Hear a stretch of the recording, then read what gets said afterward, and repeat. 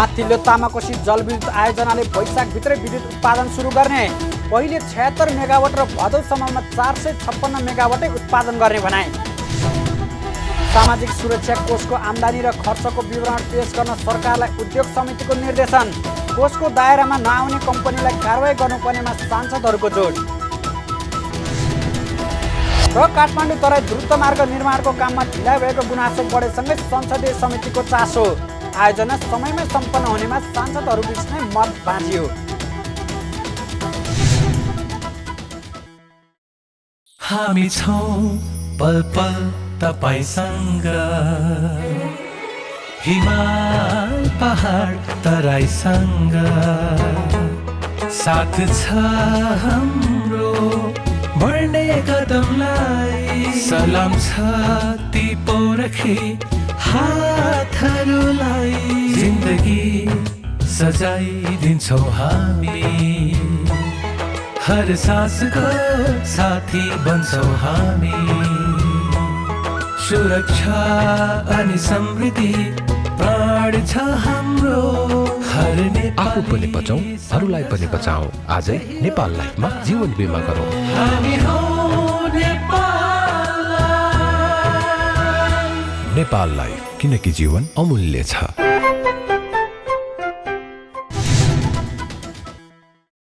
नमस्कार, कारोबार समाचारमा स्वागत छ।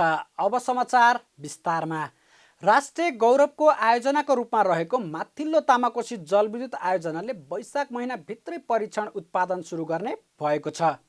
5 वर्षमा सक्ने लक्ष्यसहित साउन 2067मा सुरु भएको आयोजनाको निर्माणको 10 वर्षपछि मात्रै उत्पादन सुरु गर्ने भएको हो। यद्यपि आयोजनाले 456 मेगावाटै विद्युत उत्पादन गर्न सक्ने भदौ महिनासम्म कुर्नै पर्ने भएको छ।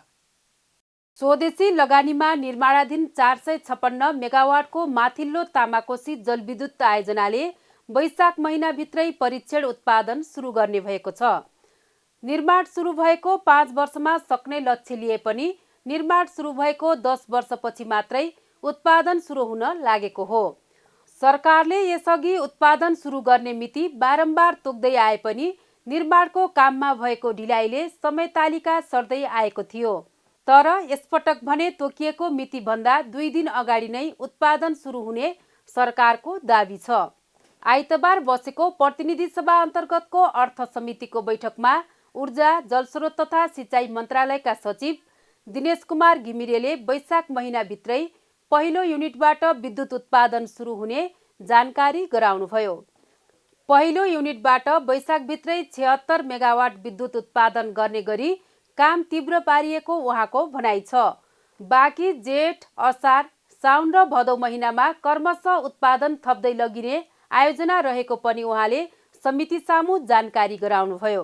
माथिल्लो तामाकोशी जलविद्युत आयोजना चाहिँ अहिले एकदम चर्चाको विषय बनेको छ। हामीले धेरै समयदेखि त्यहाँको लट 2 को ठेकदार टेक्समाको इन्जिनियरिङ भन्नेले आशातीत रूपमा काम नगरिदिएका कारण त्यसमा पनि हामीले धेरै पहल गरेर त्यो एन्ड्रिज हाइड्रो भन्ने अर्को एउटा चाहिँ ठेकेदार छ, उसले नगरेको काम पनि त्रिपक्षीय सम्झौतामा त उसैलाई गराएर आजको स्थितिमा चाहिँ त्यो भर्टिकल स्याफ्ट सबै सकिएको अवस्था छ। र संक्षेपमा भन्दा अब यो वैशाखभित्रै एउटा 76 मेगावाटको युनिट चाहिँ सञ्चालन हुने सुनिश्चितै भएको छ।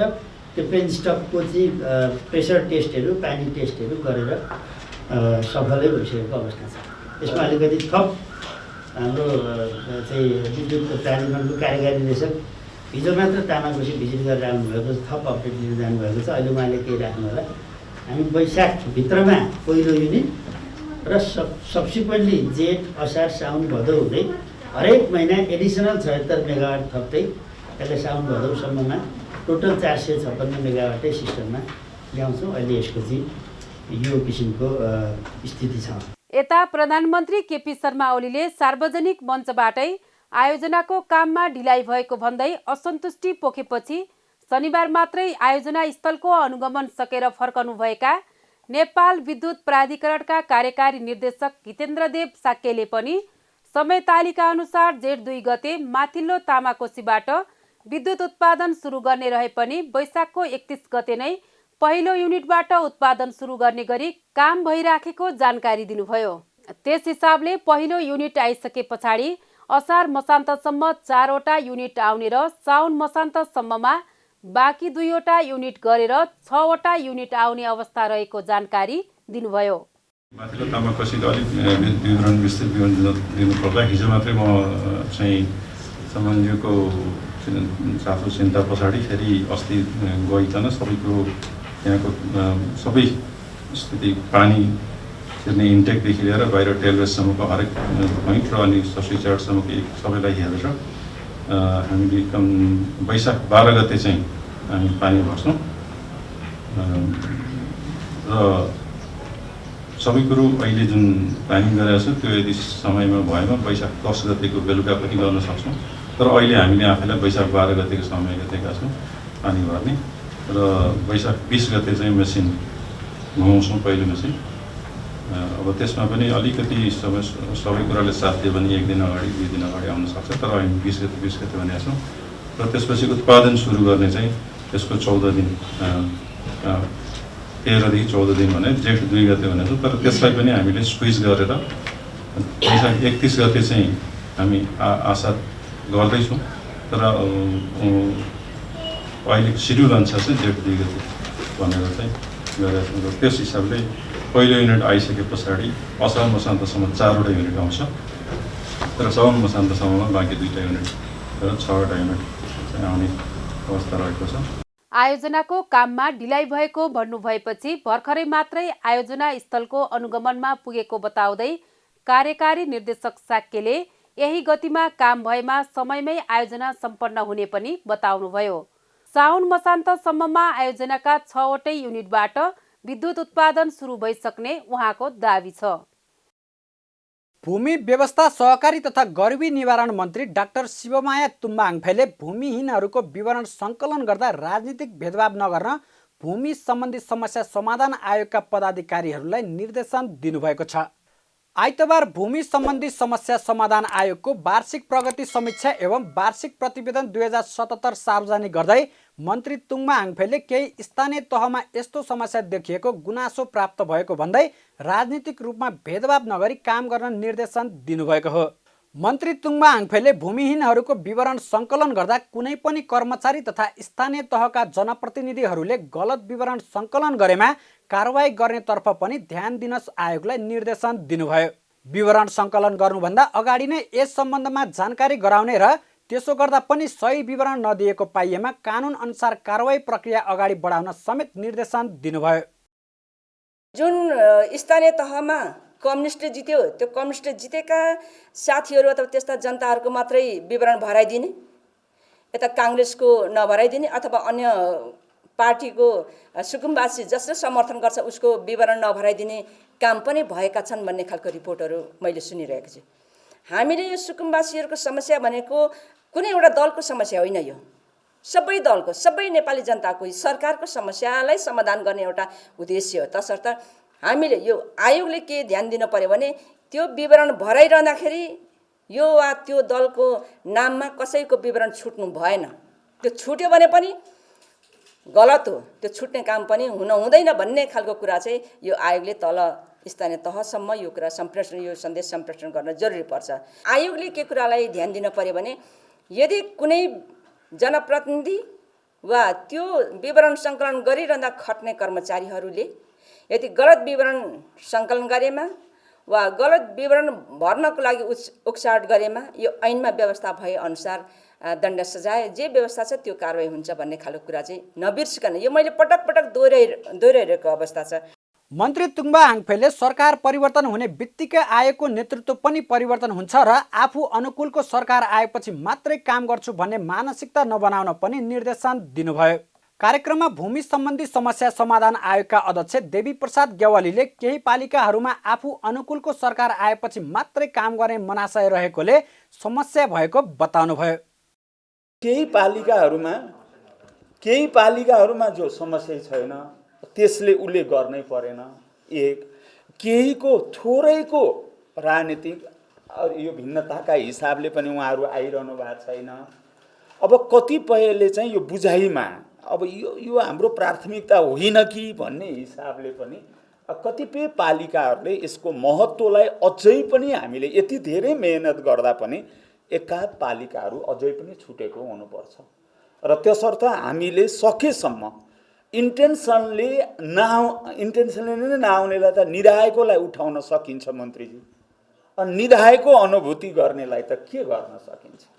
त्यस्तो स्थितिमा त्यहाँका नागरिकलाई, लाभग्राहीलाई, सुकुम्बासीहरूलाई उहाँहरूको ठाउँमा तपाईँहरूको अधिकारमा छेकबार गर्ने तहमा तपाईँको पालिका रह्यो भनिदिनु बाहेक हामीसँग अर्को विकल्प चाहिँ रहँदैन। आयोगको वार्षिक प्रतिवेदन अनुसार देशभर 4,06,502 जना भूमिहीन दलित र भूमिहीन सुकुम्बासीको संख्या रहेको छ।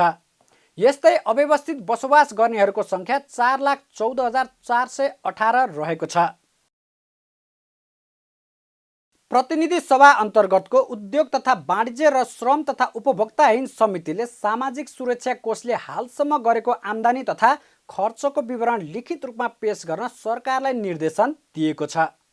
आइतबार सरकारवाला निकायसहित बसेको समितिको बैठकले सामाजिक सुरक्षा कोषको आम्दानी तथा खर्चको विवरण समिति समक्ष लिखित रूपमा पेश गर्न श्रम, रोजगार तथा सामाजिक सुरक्षा मन्त्रालय र सामाजिक सुरक्षा कोषलाई निर्देशन दिएको हो।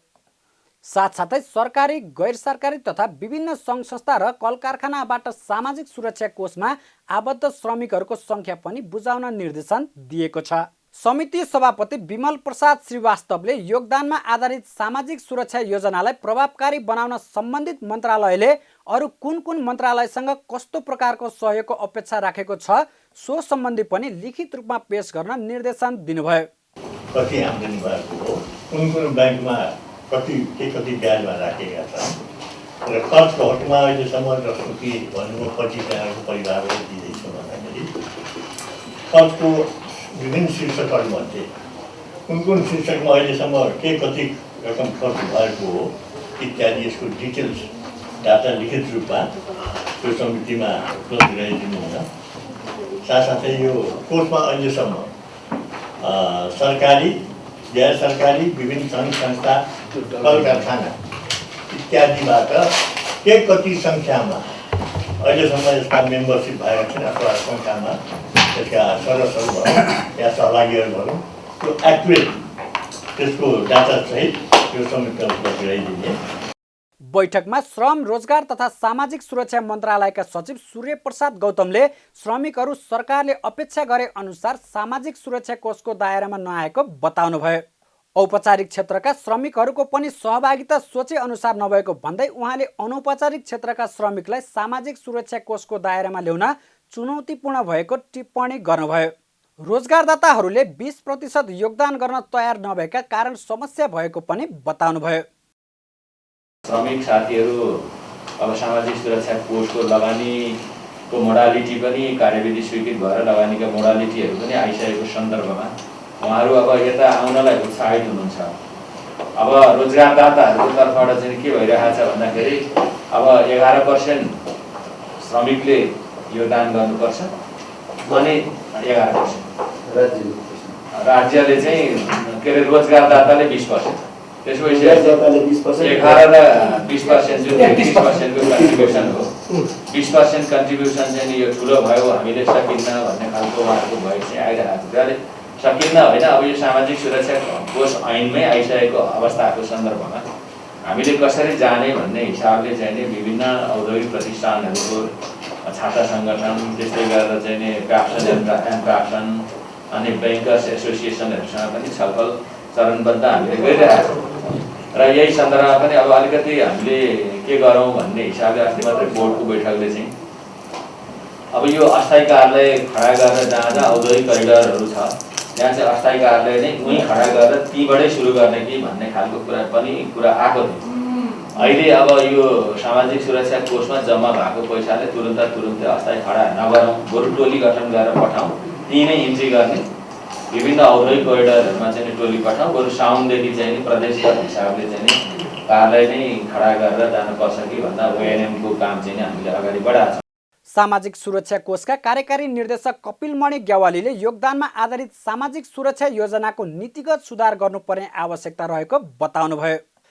ठूला उद्योगहरूका श्रमिक यस योजनाको दायरामा आउन चाहे पनि रोजगारदाताले चासो नदेखाएको पनि बताउनुभयो। त्यो ऐनमा चाहिँ यो डुप्लिकेसन भनौँ अथवा पुरानो ऐनको चाहिँ प्रावधानहरू जस्ताको तस्तै भएकोले जो सोसियल सेक्युरिटीमा आउनुभयो उहाँहरूले पनि उताको पैसा चाहिँ झिक्न पाउनुभएको अवस्था देखिँदैन।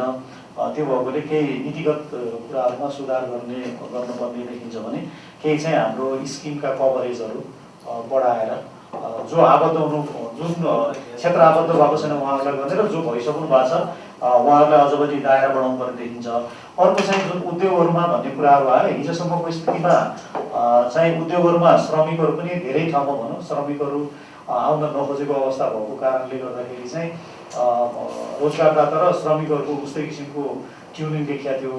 अहिले चाहिँ ठुला प्रतिष्ठित यो उद्योगहरूमा पनि अब श्रमिकहरू आउन खोजेको अवस्था तर रोजगारदाताले त्यति धेरै चासो दिनु भएन भन्ने खालका गुनासाहरू चाहिँ हामी कहाँ पनि आजभोलि बढ्न थालेछ। बैठकमा सांसदहरूले कम्पनीहरूले ठेकदारहरूसँग कामदार लिएर काम गराउने गरेको कारण सामाजिक सुरक्षाको दायरामा ल्याउन नसकेको भन्दै सरकारले कडा निगरानी गर्नुपर्नेमा जोड दिएका छन्। साथै सामाजिक सुरक्षा कोषको दायरामा नआउने कम्पनीहरूलाई कारबाही गरिनुपर्नेमा समेत जोड दिएका छन्। एकदम कम्पनीहरूले चातुर्यतापूर्वक काम के गरेका छन् भने अब आफूसँग चाहिने कर्मचारीले मात्रै थोरै मान्छे मात्रै कम्पनीमा काम गराउने बाँकी के गर्ने भने ठेकदारबाट लिने। ठेकदारबाट लिइसकेपछि के गर्ने भयो भने 4-5 महिना राम्रोसँग उत्पादन गर्ने अनि त्यसलाई स्टक राख्ने अनि त्यसलाई सामाजिक सुरक्षा पनि को भत्ता दिनु परेन। अनि ठेकदारसँग किन गर्नुभयो भन्दै गर्दाखेरि होइन सब 12 मास हामीले चाहिँ यतिका कामदारहरू पाइन्छ। अब त्यो ठेक्काबाट आएका मजदुरहरूको भन्दा सामाजिक सुरक्षा भोलि बिरामी होला क्यान्सर लाग्ला मृग होला फेल होला बालबच्चा पढाउनु पर्ला। अब यो ठेकदारबाट चाहिँ मजदुरहरूको आपूर्ति गर्ने कुरा चाहिँ यो त सामाजिक सुरक्षा र सरकारले ल्याएको संविधानको खिलाफमा छ नि त। त्यो एक्सनमा नगएर आज यो सामाजिक सुरक्षा कोषलाई जुन रूपमा प्रभावकारी रूपमा अगाडि बढाउनु पर्ने थियो त्यो चाहिँ बढेको अवस्था छैन। त्यसले गर्दा यसमा मेरो विचारमा कानुन बनायौँ र कानुन बनाएपछि कार्यान्वयन पक्ष हामी फितुलो हेरेका छौँ। कार्यान्वयन पक्षको लागि सरकारले यसमा ध्यान पुर्याउन जरुरी छ। नेपाल सरकारको कर्मचारीहरूलाई यदि हामीले फलो गरायौँ भने त्यो हाम्रो डाटा छ र त्यसको पैसा ठ्याक्कै समयमा आउने भएको हुनाले जम्मा गर्न पनि सजिलो। प्राइभेट सेक्टरको कुरा गऱ्यो भने कहिले 3 महिनामा तलब दिन्छ कहिले 2 महिनामा कहिले 6 महिनामा दिँदैन। त्यो अवस्था भयो त्यसलाई पनि त्यही अनुसारको व्यवस्थापन हुनुपर्छ जस्तो मलाई लाग्छ। र हाम्रो सोच छ के अरे मजदुरहरूलाई पनि पनि जाने भन्ने जुन हाम्रो सरकारको सोच छ अहिले शासन स्तरको प्राइभेट सेक्टर कर्मचारीहरूबाट जाने मजदुरहरू त्यसले गर्दा पहिला सरकार नेपाल सरकारको स्तरबाट त्यसले व्यवस्थापन गर्दै अनि तल जानुपर्छ अनि मात्रै यो चाहिँ प्रभावकारी देखिन्छ र त्यसको लागि नीति नियम एवं कानुन पनि चाहिन्छ मैले यहाँ राख्न चाहे। सामाजिक सुरक्षा कोष अन्तर्गत विभिन्न शीर्षकमा ऋणको व्यवस्था गरे यसप्रति आकर्षक बढ्ने सांसदहरूको भनाइ छ। प्रभावकारी नीति नियम र ऐन कानुनको आवश्यकता रहेको पनि सांसदहरूले बताएका छन्। नेपाल आयल निगमले पेट्रोलियम पदार्थको मूल्य पुनः बढाएको छ। शनिबार राति 12 बजेदेखि लागू हुने गरी पेट्रोल र डिजेल तथा मट्टितेलको मूल्यमा प्रति लिटर 1 रुपियाँको दरले बढाएको हो। गत चैत्र 22 गते पनि निगमले मूल्य बढाएको थियो। निगमको नयाँ मूल्य अनुसार अब काठमाडौँको लागि नयाँ खुद्रा बिक्री मूल्य पेट्रोलको प्रति लिटर 121 र डिजेल मट्टितेलको 104 रुपियाँ तय भएको छ। निगमका अनुसार आन्तरिक उडानको लागि प्रयोग गरिने हवाई इन्धनको मूल्यमा 2 रुपियाँ प्रति लिटरले वृद्धि गरी 76 रुपियाँ कायम गरिएको छ। एलपी ग्यास तथा अन्तर्राष्ट्रिय उडानको लागि प्रयोग गरिने हवाई इन्धनको खुद्रा बिक्री मूल्य पनि हाललाई यथावत नै राखिएको निगमले जनाएको छ। स्थानीय बजारमा जिउँदो कुखुराको मूल्य हालसम्मकै उच्च भएको छ। पछिल्लो समय स्थानीय बजारमा जिउँदो कुखुराको मूल्य प्रति केजी 300 रुपियाँ पुगेको हो। तयारी मासुको उपभोक्ता मूल्य प्रति केजी 415 रुपियाँ कायम भएको छ। पछिल्लो समय कोभिडको असरसँगै रानीखेत रोगले उत्पादनमा ह्रास आउन थालेपछि बजारमा मासुको लागि कुखुराको आपूर्ति घटेको छ। आपूर्ति घट्न थालेपछि जिउँदो कुखुरा र तयारी मासुको भाव उकालो लागेको व्यवसायीको भनाइ छ। यसअघि जिउँदो कुखुराको मूल्य प्रति केजी 290 रुपियाँ कायम भएको थियो। व्यवसायीका अनुसार हाल बजारमा मासुको खपत कोभिड अघिभन्दा 50% भन्दा कम छ। मासुको माग धेरै नभएकाले मूल्य धेरै नबढेको व्यवसायीको तर्क छ। नेपाली सेनाले निर्माण गरिरहेको काठमाडौँलाई तराई जोड्ने द्रुतमार्ग निर्माण प्रक्रिया ढिलो भएको गुनासो बढेसँगै संसदीय समितिहरूले चासो देखाएका छन्। खास गरी द्रुतमार्गको सुरुङ र पुल निर्माण सम्बन्धी 2 प्याकेजमध्ये दोस्रो प्याकेजको प्री क्वालिफिकेसन प्रक्रियामै प्रश्न उठेपछि प्रतिनिधि सभा अन्तर्गतको विकास तथा प्रवृद्धि समिति र अर्थ समितिले चासो देखाएर आयोजनाको संयुक्त अनुगमन गरेका हुन्। प्रतिनिधि सभाको विकास तथा प्रविधि समिति र अर्थ समितिले काठमाडौँलाई तराई जोड्ने द्रुतमार्ग निर्माणको कामको अनुगमन गरेका छन्। नेपाली सेनाले निर्माण गरिरहेको काठमाडौँ तराई द्रुतमार्ग निर्माणमा ढिलाइ भएको गुनासो बढिरहेका बेला संसदीय समितिहरूले संयुक्त अनुगमन गरेका छन्। संसदको विकास तथा प्रविधि समितिमा निर्माण प्रक्रिया ढिलो भएको उजुरी नै परेको थियो। संसदीय अनुगमनमा पुग्नुभएका सांसदहरूले विकास निर्माणका ठूला आयोजनाहरू समयमा नै सम्पन्न हुन नसक्ने रोग काठमाडौँ तराई द्रुतमार्गको निर्माण प्रक्रियामा पनि देखिएको टिप्पणी गरे। स्थलगत अध्ययन गर्न पुगेका समिति सदस्यहरूबीच आयोजना समयमै सम्पन्न हुनेमा 2 मत देखियो। विकास तथा प्रविधि समितिका सदस्यहरूले चुनौतीपूर्ण र ठूला कामहरू बाँकी नै रहेकाले समयमै सम्पन्न हुनेमा शङ्का व्यक्त गरे भने अर्थ समितिका सदस्यहरूले समयमै आयोजना सम्पन्न हुनेमा ढुक्क रहन आग्रह नै गरे। 81 कार्तिकमै सम्पन्न हुने कुरामा चाहिँ केही चुनौतीहरू छन्। किनभनेदेखि 11वटा प्याकेजमध्ये हाम्रो चाहिँ ठेक्का प्रक्रिया अहिलेसम्म भएको छैन। 2टा प्याकेजको ठेक्का निक्लेको छ र त्यसमा चाहिँ अब चाहिँ निर्माण व्यवसाय छनौट भएर त्यसपछि ठेक्का हाल्ने काम भएको छ। त्यसको अन्तिम टुङ्गो लागेको छैन। अरू 9वटा प्याकेजको त ठेक्का नै निक्लेको छैन। यसरी हेर्दाखेरि चाहिँ ठ्याक्कै 81 को कार्तिकमा भनेको समयमा चाहिँ सम्पन्न गर्ने केही चुनौतीहरू देखिएका छन्। अब यसलाई चाहिँ नि अगाडि बढाउनको लागि जुन अहिले कसरत भइरहेछ, अब यो सकेसम्म छिटो टुङ्गियोस्, यो फेरि कुनै राजनीतिक चाहिँ खिचातानीको चाहिँ शिकार नबनोस् हैन। आर्मीले आफ्नो तर्फबाट गर्नुपर्ने पुरा पूर्वाधार बनाइदिएर चटक्क पारेर राखिदिएको स्थिति छ। त मैले अघि म यही नै अपेक्षा गर्छु। तर यसले चाहिँ के भने राज्यले चाहिँ यो 29 वर्षको हाम्रो यो लेसन, मेलाम्चीको लेसन, यो दुईटैलाई अगाडि राखेर नीति निर्माताहरूले, ल मेकर्सहरूले, पार्लियामेन्टले, विकास समितिले, अर्थ समितिले, पार्लियामेन्ट्री समितिले एउटा यसलाई चाहिँ बहुत ठुलो चाहिँ एउटा शोध नै, एउटा रिसर्चै गर्नुपर्ने कि कसरी किन यस्तो घटनाहरू दोहोरिरहन्छन् त। हामी किन विकासको यात्रामा जहिले पनि पछाडि परिरहन्छौँ त। 4 वर्षमा हुनुपर्ने काम चाहिँ नि हामी 30 वर्षमा पनि सकाउन सक्दैनौँ रहेछ। कुन किसिमका इन्ट्रेस्टले त्यहाँ प्ले गर्दा रहेछन्? के हाम्रो विकास प्राथमिकता रहेछ त?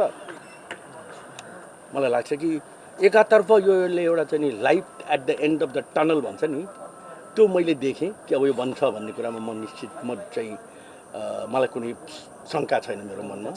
नेपाली सेनाले अहिले तराई क्षेत्रमा कालोपत्रे गर्न मिल्ने गरी र पहाडी क्षेत्रको सजिलो क्षेत्रमा कामहरू गरिरहेको छ। ठूला पुल र सुरुङ मार्ग समेत बनाउनु पर्ने भएकाले त्यसका लागि आवश्यक पहुँच मार्ग पनि बनाइरहेको छ। यसले अब विभिन्न अलमलका कारणले यहाँ यो स्थितिसम्म आए पनि अहिले चाहिने फास्ट ट्र्याक जस्ताको तस्तै नभेटे पनि हामीले फास्ट ट्र्याकको एउटा ट्र्याक ओपनको काम चाहिँ सम्पन्न भइसकेको छ। ठेक्काको चरणमा अगाडि बढिसकेको छ।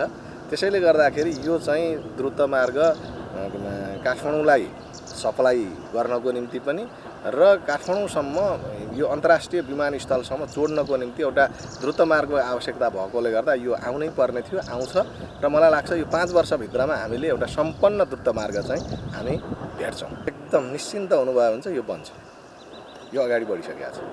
संसदकै सार्वजनिक लेखा समितिले सेनाले ठेक्का प्रयोजनको लागि छनौट गरेको निर्माण कम्पनीको पूर्व योग्यता छनौटमा प्रश्न उठाउँदै प्रक्रिया नै खारेज गर्न निर्देशन दिएको छ।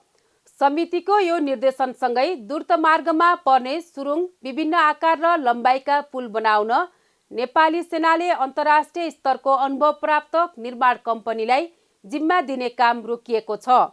नेपाली सेनाले निर्माण थालेको द्रुत मार्गको उपत्यकाको शून्य बिन्दु नजिक ललितपुरको फर्सिडोल क्षेत्रमा स्थानीयको अहिले पनि अवरोध छ। सेनाले अन्तर मन्त्रालय समन्वय हुन नसक्दा काम नै प्रभावित हुने गरी विरोध भएकाले राजनैतिक निकास खोज्न सरकारसँग आग्रह गरिरहेको छ। द्रुत मार्गको अहिलेसम्म जम्मा 19% काम मात्र सम्पन्न भएको छ। कुल लम्बाइ 72.5 किलोमिटर दूरी रहेको द्रुत मार्गमा कुल 1 खर्ब 75 अर्ब खर्च हुने अनुमान गरिएको छ। द्रुत मार्गमा 6.41 किलोमिटर हुने 3वटा सुरुङ मार्ग, 10.59 किलोमिटर हुने 87वटा पुल निर्माण गर्नुपर्नेछ। अहिले माटो काटेर पुर्ने सडकको काम लगभग सकिन लागेको छ। यसरी माटो काटेर पुर्ने सडकको कुल लम्बाइ 55.5 किलोमिटर छ। द्रुत मार्गको बाँकी काम पनि द्रुत गतिमा नै गर्न सके मात्र 2081 को कार्तिक मसान्तसम्म आयोजनाको काम सम्पन्न हुने सम्भव देखिन्छ। राष्ट्रिय सभाका अध्यक्ष गणेश प्रसाद तिमल सिन्हाले लुम्बिनी विकास गुरु योजनालाई परिष्कृत गर्नुपर्ने बताउनु भएको छ। आइतबार आफ्नो स्पेन भ्रमणको सम्बन्धमा जानकारी दिन आयोजित पत्रकार सम्मेलनमा बोल्दै अध्यक्ष तिमल सिन्हाले लुम्बिनी विकास गुरु योजना पुरानो भइसकेको र धेरै कुरामा परिवर्तन आइसकेको भन्दै लुम्बिनी विकास गुरु योजनामा नयाँ कुरा थप गर्नुपर्ने बताउनु भएको हो। स्पेनमा बन्न लागेको लुम्बिनीले गौतम बुद्धको जन्मभूमि नेपालमा पर्छ भन्ने कुराकै प्रचार गर्ने र नेपालमा पर्यटन विस्तार हुने उहाँको भनाइ छ। गुरु योजनाको कुनै काउन्टर अथवा कम्पिटिसनको विषय होइन। त्यसकारण यतातिरका हाम्रा त अहिलेसम्म हेऱ्यो भने पुराना लुम्बिनी गुरु योजना मात्र होइन, मेलम्चीकै कुरा गर्नु भने कति एउटा मेलम्ची खानेपानीको त यति कति वर्षपछि आयो। तर जोस् अब के हामी अलिकति अपेक्षा गरौँ भने अहिले बिचमा राजनीतिक अलिकति अस्थिरता केही हुन थालेको छ, तैपनि विगतदेखिका चाहिँ रहेका एउटा क्रोनिकको रूपमा रहेका योजनाहरू पनि अब सम्पन्न हुँदै अलिक गतिमा पनि गएको छ। अहिले नयाँ नयाँ एग्रिमेन्ट भएका स्मुथली गएका पनि छन्। पुरानालाई चाहिँ केही हामी नयाँ ढङ्गले लाँदैछौँ र लुम्बिनी गुरु योजना पनि धेरै जसो त्यो सकिएको छ, केही बाँकी छ।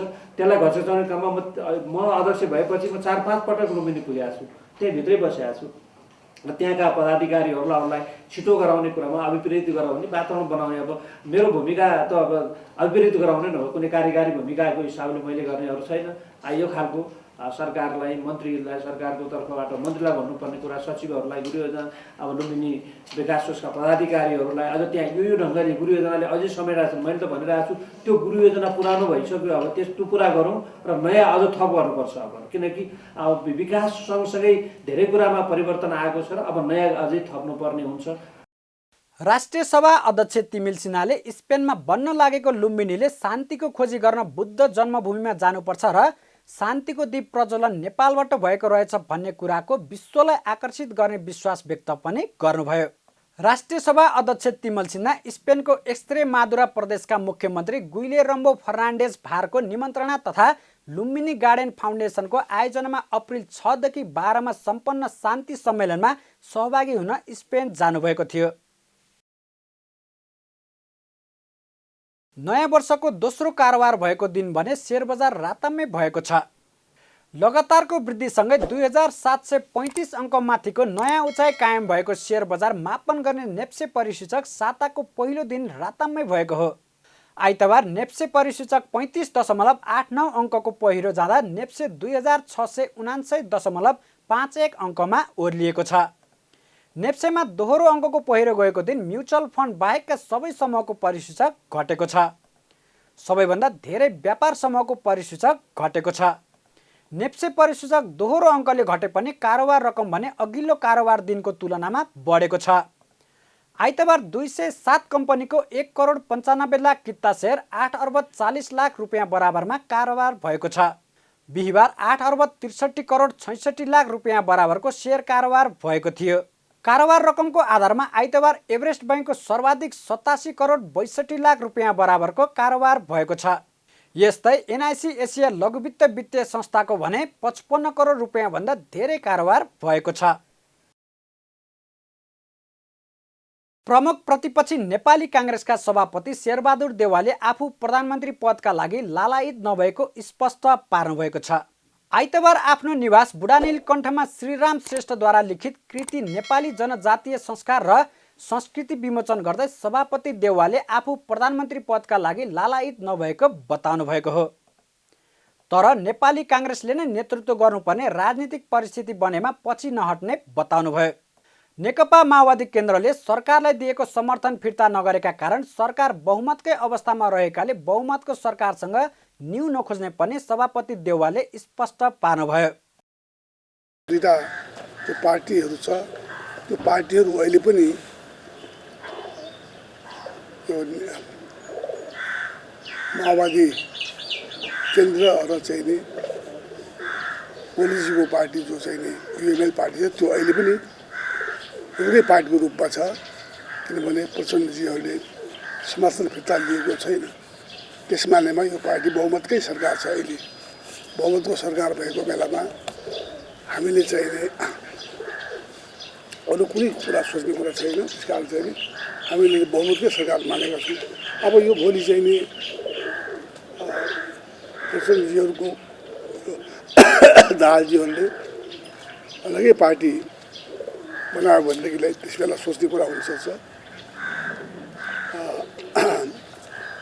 कि चाहिँ यो ओलीजीले गरेको के अरे अध्यक्षता गरेको पार्टी पनि उसले पनि हामी अलग पार्टी बसिया छु भनेको छैन। त्यसैले अहिले यो सरकार संयुक्त सरकारकै रूपमा हामीले मान्नुपर्छ। संयुक्त सरकारले बहुमतको सरकार भन्नु पऱ्यो। बहुमतको सरकारमा हामीले नखोज्ने कुरा छैन। के अरे हामीलाई प्रधानमन्त्री चाहियो भनेर बनेको कुरा पनि छैन। र भोलि त्यो चाहिँ परिस्थिति डेभलप गऱ्यो भनेदेखिलाई हामी चाहिँ प्रधानमन्त्री पदमा लालायत पनि छैनौँ। सभापति देउवाले वर्तमान राजनीति तरल अवस्थामा रहेको भन्दै स्थिति यतै जान्छ भनेर भन्न सक्ने अवस्था नरहेको समेत बताउनु भएको छ। सर्वोच्च अदालतले संसद पुनर्स्थापना गरेपछि संसदीय व्यवस्था अझै सुदृढ हुने विश्वास पनि सभापति देउवाले व्यक्त गर्नुभयो। कारोबार समाचारमा अब सुन चाँदी र विदेशी विनिमय दर सम्बन्धी जानकारी।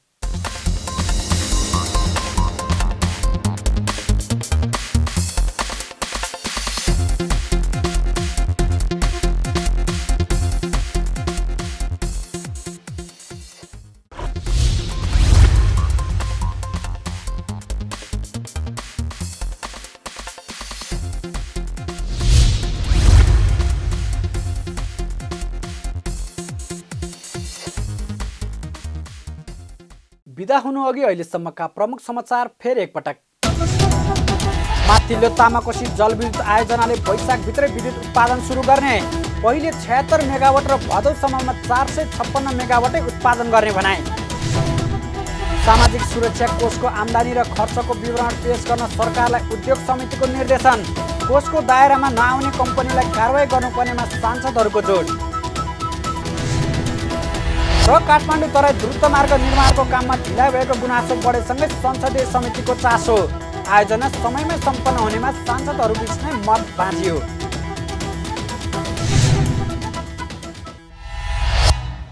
कारोबार समाचार सकियो। हामीलाई बिदा दिनुहोस्।